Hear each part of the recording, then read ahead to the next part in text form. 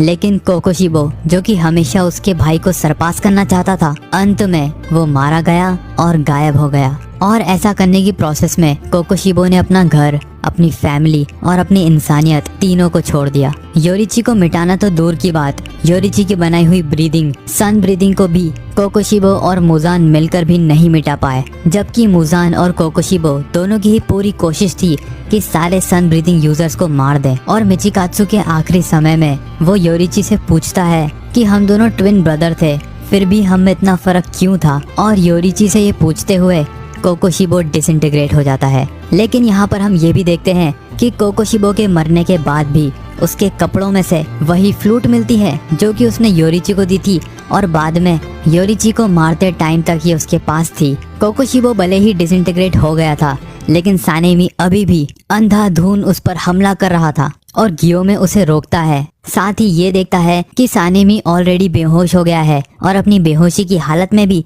वो कोकोशिबो से फाइट कर रहा है। ये देखकर गियोमे बहुत ही टेंशन में आ जाता है। तभी गियोमे की नजर पड़ती है गेन्या पर, जो कि ऐसी हालत में अभी भी जिंदा था। गियोमे दौड़कर गेन्या के पास जाता है, जिसकी हालत बहुत ही खराब थी, लेकिन फिर भी गेन्या जिंदा था। और वो गियोमे से कहता है कि मुझे छोड़िए और तोकितो सान की मदद कीजिए। और गेन्या को इतनी बुरी हालत में देखकर गियोमे रो पड़ता है। फिर गियोमे सानेमी को गेन्या की